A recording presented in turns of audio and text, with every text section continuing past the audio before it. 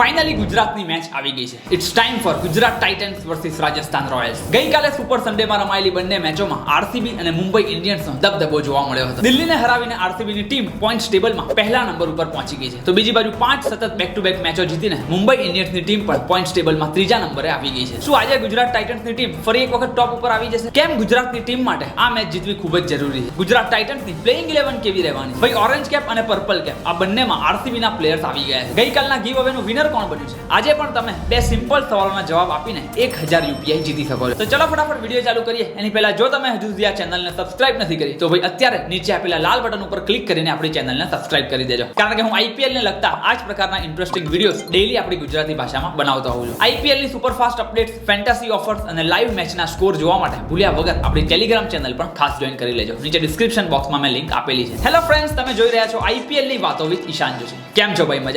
મજામાં જશો ને યાર? આરસીબી ની ટીમ ટોપ ઉપર આવી ગઈ છે. મુંબઈ ઇન્ડિયન્સની ટીમ ત્રીજા નંબર ઉપર આવી ગઈ છે અને એનાથી પણ વધારે ગુજરાત ટાઇટન્સની 6 દિવસ પછી આજે મેચ પણ પાછી આવી ગઈ છે. હવે સૌથી પહેલા જો ગઈકાલના ગીવ અવેના વિનર્સની વાત કરીએ તો ભાઈ એક પણ ક્રિકેટ ફેન બંને સવાલોના સાચા જવાબ પ્રેડિક્ટ નથી કરી શક્યો. Yes, no one has predicted correct answer. એક આપણા ભાઈએ સ્માર્ટલી યુટ્યુબની કોમેન્ટને એડિટ કરીને સાચા જવાબ લખવાનો ટ્રાય કર્યો છે, પરંતુ ભાઈ એડિટ કરેલા જવાબ આ ગીવ અવેમાં ચાલતા નથી. અમુક લોકોએ એવું પણ લખ્યું હતું કે વિરાટ કોહલીના 50+ સ્કોર થશે અથવા તો પછી રોહિત શર્માના 40 થી નીચે રન થશે અને આ ટાઈપના જવાબો આપ્યા હતા. પણ ભાઈ એવા જવાબો નથી લખવાના, તમારે એક્ઝેક્ટ સ્કોર પ્રેડિક્ટ કરવાનો છે અને એટલે જ તો આ ગીવ અવે રાખેલું છે. બાકી તો ભાઈ ઘણા બધા લોકો જીતી જાય જો એમ જ કહેવાનું હોય કે ભાઈ વિરાટ કોહલી 50 થી વધારે રન મારશે અથવા તો રોહિત શર્મા 50 ની અંદર આઉટ થઈ જશે. તો એ પ્રકારના જવાબ તમારે નથી લખવાના, તમારે એક્ઝેક્ટ સ્કોર પ્રેડિક્ટ કરવાનો છે કે જેથી કરીને આ ગીવ અવેની મજા પણ આવતી રહે. સો યસ, ગઈકાલની મેચના ગીવ અવેમાં કોઈ પણ વિનર બન્યું નથી. આજે ગુજરાતની મેચના ગીવ અવેના સવાલ હું આ વિડીયોના વચ્ચે પૂછવાનું છું, તો ભાઈ ભૂલ્યા વગર આ વિડીયોને એન્ડ સુધી ખાસ જોજો. હવે સૌથી પહેલા જો આજે સાંજે રમાનારી મેચની વાત કરીએ તો ગુજરાતની ટીમનો સામનો રાજસ્થાન સામે તેમના જ ઘર આંગણે એટલે કે જયપુરમાં થવાનો છે. ઓલરેડી આ આઈપીએલમાં આ બંને ટીમો એકબીજાની આમને સામને થઈ ચૂકી છે. અમદાવાદના નરેન્દ્ર મોદી સ્ટેડિયમમાં ગુજરાત ટાઇટન્સની ટીમે રાજસ્થાન રોયલ્સને હરાવી દીધું હતું અને બંને ટીમોના હેડ ટુ હેડ રેકોર્ડ્સની વાત કરીએ તો એમાં પણ આપણને ક્લિયરલી ગુજરાત ટાઇટન્સનો દબદબો જોવા મળી રહ્યો છે. અત્યાર સુધી આઈપીએલના ઇતિહાસમાં ગુજરાત ટાઇટન્સ અને રાજસ્થાન રોયલ્સ વચ્ચે ટોટલ 7 મેચો રમાયેલી છે, જેમાંથી રાજસ્થાનની ટીમ ફક્ત એક જ મેચ જીતી શકી છે અને ગુજરાત ટાઇટન્સની ટીમ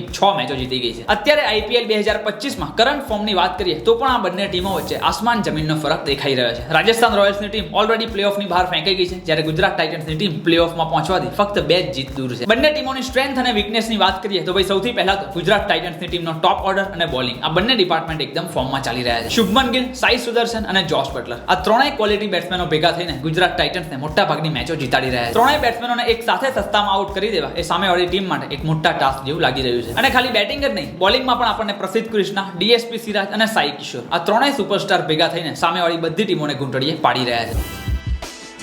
એટલે પ્લેઇંગ 11 ની વાત કરીએ ગુજરાત ટાઇટન્સની તો એમાં આપણને ઓપનર્સ તરીકે શુભમન ગિલ અને સાઈ સુદર્શન, ત્યારબાદ 3 નંબર ઉપર જોસ બટલર, 4 નંબર ઉપર રધરફર્ડ, શાહરૂખ ખાન, રાહુલ તેવટિયા અને રાશિદ ખાન. અને બોલિંગ ડિપાર્ટમેન્ટની વાત કરીએ તો એમાં આપણને વોશિંગ્ટન સુંદર, સાઈ કિશોર, પ્રસિદ્ધ કૃષ્ણા, ડીએસપી સિરાજ અને ઈશાંત શર્મા પણ જોવા મળી શકે છે. હવે ગુજરાત ટાઇટન્સની ટીમ અત્યારે તો પોઈન્ટ્સ ટેબલમાં એકદમ કમ્ફર્ટેબલ પોઝિશન ઉપર ચાલી રહી છે, એટલે કે પ્લેઓફમાં પહોંચવા માટે કંઈ એટલું બધું ખાસ મોટું ટેન્શન લેવાની જરૂર નથી. તો પણ ગુજરાતની ટીમનો પહેલો ટાર્ગેટ તો એ જ રહેશે કે રાજસ્થાન રોયલ્સને હરાઈને ફરી એક વખત પોઈન્ટ્સ ટેબલના ટોપ ઉપર આવી જાય, કારણ કે તો જ ગુજરાતની ટીમ ટોપ 2 માં ફિનિશ કરવાનો ટ્રાય કરી શકશે. આપણે બધા જાણીએ છીએ કે જે ટીમો ટોપ 2 માં ક્વોલિફાય થશે એ બંને ટીમને ફાઇનલમાં પહોંચવા માટે 2 ચાન્સ મળવાના છે. એટલે ડેફિનેટલી હવે ગુજરાત ટાઇટન્સની ટીમનો ગોલ ટોપ 4 ની સાથે સાથે ટોપ 2 માં ફિનિશ કરવાનો પણ હોવો જ જોઈએ. બીજી બાજુ રાજસ્થાન રોયલ્સની વાત કરીએ તો તેઓ સતત છેલ્લી 5 મેચો હારીને આવી રહ્યા છે અને ખાલી હારીને આવી રહ્યા છે એટલું જ નહીં, પણ 3 મેચો તો એકદમ ક્લોઝ ગયેલી, ઇનફેક્ટ એવું કહી શકાય કે એકદમ જીતેલી મેચો હારીને આવી રહ્યા છે. 2 મેચમાં 6 બોલમાં 9 રન નતા કરી શક્યા અને આરસીબી સામેની એક મેચમાં 9 બોલમાં 18 રન પણ તેઓ ચેઝ ન કરી શક્યા હતા. વધારેમાં કેપ્ટન સંજુ સેમસન પણ ઇન્જર્ડ ચાલી રહ્યા છે, એટલે ઓવરઓલ જોવા જઈએ તો ભાઈ આખી ટીમ કમ્પ્લીટલી ઓફ રિધમ જોવા મળી રહી છે. બેટિંગમાં ખાલી યશસ્વી જયસ્વાલ જ ચાલી રહ્યા છે, જ્યારે બોલિંગ ડિપાર્ટમેન્ટમાં જોફ્રા આર્ચર સિવાય બીજા બધા જ બોલર્સ કમ્પ્લીટલી ઇનએફેક્ટિવ જોવા મળી રહ્યા છે. સો ભલે આ મેચ રાજસ્થાનના હોમ ગ્રાઉન્ડમાં રમાવાની હોય, પણ ગુજરાત ટાઇટન્સ જ આ મેચમાં પણ ફેવરિટ રહેવાની છે. શું લાગે છે ભાઈ, ગુજરાતની ટીમ આ મેચ જીતીને ફરી એક વખત પોઈન્ટ્સ ટેબલના ટોપ ઉપર આવી જશે? એ મને નીચે કોમેન્ટમાં લખીને ખાસ જણાવજો. હવે આજની મેચના ગીવ અવેની વાત કરીએ તો 2 સિમ્પલ સવાલો આ રહ્યા. નંબર 1, શુભમન ગિલ કેટલા રન મારવાના છે અને નંબર 2, યશસ્વી જયસ્વાલ કેટલા રન મારવાના છે. બસ આ બંને સવાલોના જવાબ પ્રેડિક્ટ કરીને તમારે નીચે કોમેન્ટમાં લખી દેવાના છે. મેચ ચાલુ થઈ ગયા પછી કરેલી કોમેન્ટ અને એડિટ કરેલી કોમેન્ટ ગણવામાં નહીં આવે. આ રીતે એકદમ સિમ્પલ ફોર્મેટમાં સિમ્પલ ભાષામાં તમારે કોમેન્ટ કરી દેવાની છે કે જેથી કરીને મેચ પત્યા પછી મને શોધવામાં પણ સરળતા રહે. અને કોમેન્ટ કરી દીધા પછી તમારે આ વિડીયોને લાઈક કરી દેવાનો છે અને આ વિડીયોને તમારી ઇન્સ્ટાગ્રામ સ્ટોરીમાં ખાસ શેર કરી દેવાનો છે. બસ આ 3 સ્ટેપ ફોલો કરેલા હશે અને તમારા બંને જવાબ જો સાચા હશે તો તમારામાંથી એક લકી વિનરને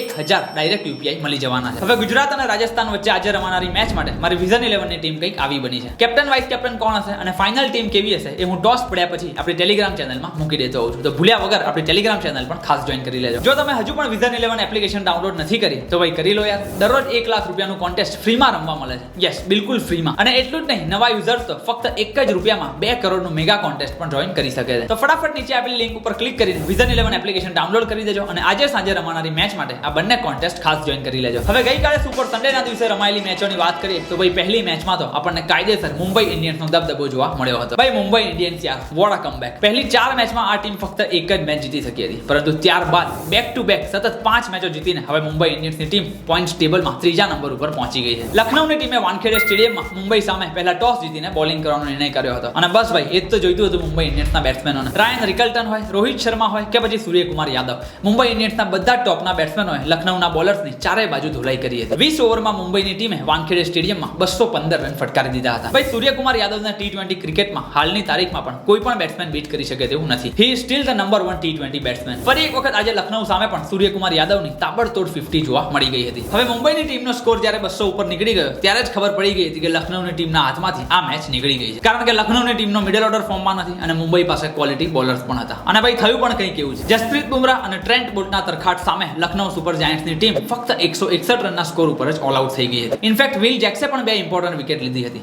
મિચેલ માર્શ, આયુષ બદોની અને નિકોલસ પુરન જેવા બેટ્સમેનને શરૂઆત તો મળી હતી, પરંતુ એક પણ બેટ્સમેન તેને લાંબી ઇનિંગમાં કન્વર્ટ ન કરી શક્યા હતા. જસપ્રીત બુમરાહે 4 ઓવરમાં ફક્ત 22 જ રન આપીને 4 વિકેટો લીધી હતી, જ્યારે ટ્રેન્ટ બોલ્ટે 3 અને વિલ જેક્સે પણ 2 વિકેટ લીધી હતી. 54 રનથી મળેલી આ જોરદાર જીત બાદ મુંબઈ ઇન્ડિયન્સનો નેટ રન રેટ પણ સારો એવો બૂસ્ટ થઈ ગયો હતો. ફિલહાલ આ જીત બાદ મુંબઈ ઇન્ડિયન્સની ટીમ પોઈન્ટ્સ ટેબલમાં અત્યારે 3જા નંબર ઉપર ચાલી રહી છે. હજુ પણ મુંબઈની 4 મેચો બાકી છે અને તેમના ઓલરેડી 12 પોઈન્ટ તો થઈ ગયા. એટલે પ્લેઓફમાં પહોંચવા માટે હવે મુંબઈ ઇન્ડિયન્સની ટીમને ફક્ત 2 જ મેચો જીતવાની જરૂર છે. સો મુંબઈ ઇન્ડિયન્સની ટીમ તો મને અત્યારે પ્લેઓફ માટે કન્ફર્મ લાગી રહી છે. સાંજની મેચની વાત કરીએ તો એમાં પણ આપણને આરસીબીની ટીમનું જોરદાર કમબેક જોવા મળ્યું હતું. એક સમયે તો ભાઈ આરસીબીનો ટોપ ઓર્ડર કમ્પ્લીટલી કોલાપ્સ થઈ ગયો હતો અને 3 વિકેટો પડી ગઈ હતી અને તેમને જીતવા માટે 160 કરતા પણ વધારે રનની જરૂર હતી. એટલે ત્યારે તો એમ લાગ્યું કે કદાચ દિલ્હીની ટીમ નહીં જીતવા દે, પણ ચેસ માસ્ટર વિરાટ કોહલી અને કૃણાલ પંડ્યાની એ મેચ વિનિંગ પાર્ટનરશિપે આખી ગેમ બદલી કાઢી હતી. વિરાટ કોહલીએ 47 બોલમાં 51 જ્યારે કૃણાલ પંડ્યાએ 47 બોલમાં 73 રનની ઇનિંગ રમી હતી કે જેની મદદથી આરસીબીની ટીમે દિલ્હી કેપિટલ્સને 6 વિકેટથી હરાવી દીધું હતું. ઇનફેક્ટ આ જીતના હીરો ખાલી બેટ્સમેનો જ નહીં પણ આરસીબીના બોલર્સ પણ રહ્યા હતા કે જેમણે દિલ્હી કેપિટલ્સની ટીમને 20 ઓવરમાં 170 રન પણ ન કરવા દીધા હતા. ભુવનેશ્વર કુમારે 4 ઓવરમાં 33 રન આપીને 3 વિકેટો લીધી હતી, તો જોશ હેઝલવુડે પણ 36 રનમાં 2 વિકેટો પાડી દીધી હતી. અને આ જોરદાર જીતની સાથે જ આરસીબીની ટીમ પોઈન્ટ્સ ટેબલમાં પહેલા નંબર ઉપર આવી ગઈ છે.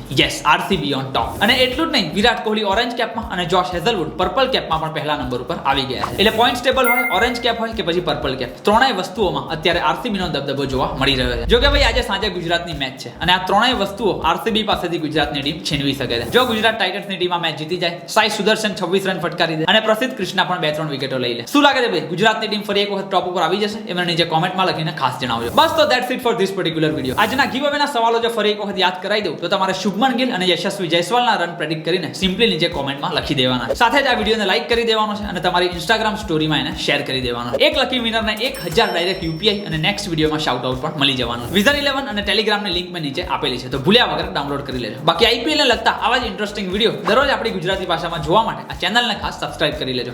મળીએ છીએ આપણે ફરી એક વખત આવા જ ઇન્ટરેસ્ટિંગ વિડિયો સાથે. ત્યાં સુધી આવજો.